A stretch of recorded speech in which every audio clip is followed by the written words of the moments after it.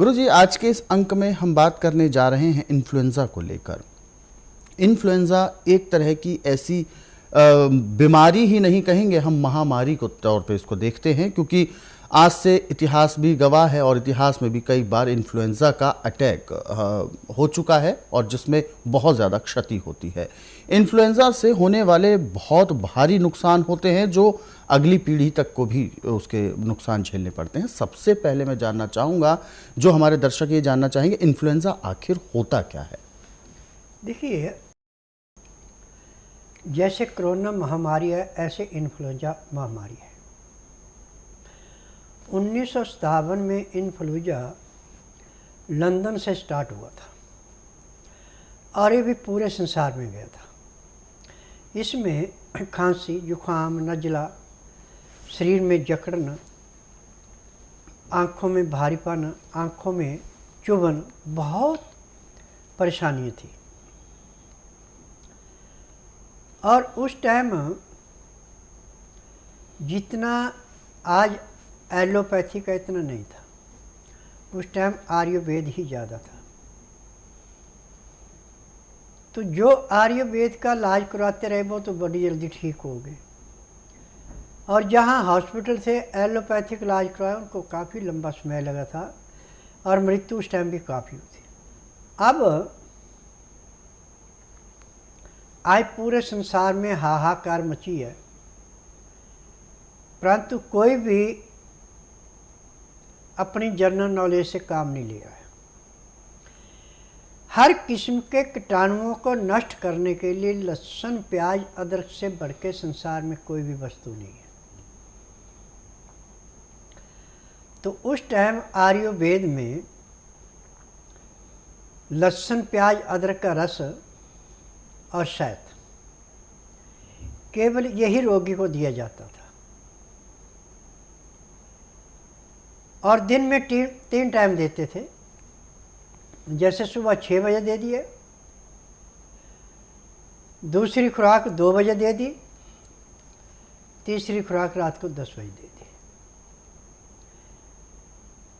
तो हफ्ते में वो रोगी बिल्कुल ठीक हो जाता था। इन्फ्लुएंजा का नामो निशान ही ना उसका कोई साइड इफेक्ट पड़ता था। परंतु जहाँ पे एलोपैथिक दवाइयों से उपचार किया गया, वो कई दिन तक चारपाइयों पे एडी रगड़ते रहे और कई साल तक उनका जो शरीर में इन्फेक्शन फैला था उसको ठीक होने में किसी को 3 साल, किसी को 4 साल लगे थे। अब यही पोजीशन इस टाइम कोरोना की है। कोरोना के रोगी को यदि आप लहसुन, प्याज, अदरक रस निकाल के शहद में मिला के दे रहे हैं और वो अलोन विलोन पूर्ण रूप से कर रहा है, तो कोरोना का तो नामो निशान नहीं रहेगा। परंतु दुख की बात है कि स्वास्थ्य विचार को जो कोई देखता है, जो अपनाता है, वो तो लाभ उठा लेता है। जो एक कान से सुना दूसरे से निकालते हो, लाभ नहीं उठा रहा है।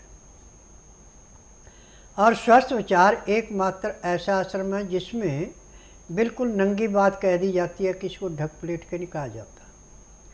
आज पैर के तलुए से सिर के बाल तक का कोई भी रोग ऐसा नहीं जिसका स्वास्थ्य विचार में उपचार नहीं है।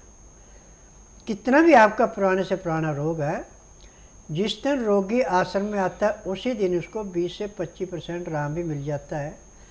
और यहाँ की दवाइयाँ सारी उम्र नहीं रोगी को खिलानी पड़ती, जैसे एलोपैथिक, आयुर्वेद, यूनानी, होम्योपैथिक वाले खिलाते हैं। यहाँ दवाई केवल किसी को महीना, किसी को 1.5 खिलाई जाती है। जैसे रोग समाप्त होता है दवाइयाँ बंद हो जाती हैं। इन दवाइयों में यहाँ पे जड़ी बूटियाँ, खान पान की चीज़ें जो हमारे हमेशा चूल्हे चौके में रहती हैं। हमारे शरीर का कोई भी रोग ऐसा नहीं है जो कि आपके रसोई घर में उसकी दवाई नहीं है, परंतु रोग के अनुसार लेने के इसके तरीके अलग अलग हैं। अब इन्फ्लुएंजा में लहसुन, अदरक आप ना भी लेते, अकेला प्याज भी कम कर जाएगा। आप 2 चम्मच प्याज का रस निकालें, 4 चम्मच शहद मिलाएं और इसको मिला करके चाटने में कम से कम 20 मिनट का समय लें। तो इसके चाटते चाटते आपके शरीर में काफ़ी हल्कापन आएगा, जो सांस में तकलीफ थी वो कम हो जाएगी, जो आपकी नाक बंद थी वो खुल जाएगी, सिर में भारीपन था समाप्त हो जाएगा। अब पैर के तलुए से सिर के बाल तक जो भी आपके अंदर इन्फेक्शन के कीटाणु थे, वो प्याज का रस उसको चुन चुन के, जैसे कूड़े करकट को ढेर को माचिस की तिल्ली जला के समाप्त करती, ऐसे प्याज के रस की गंध उन कीटाणुओं को नष्ट कर देती है। और शहद अंदर जाके जिस गुण का आपका खून है उसमें चला जाता है। जब शहद खून के अंदर जाता है तो जो उसकी कमजोरी है वो दूर हो जाती है।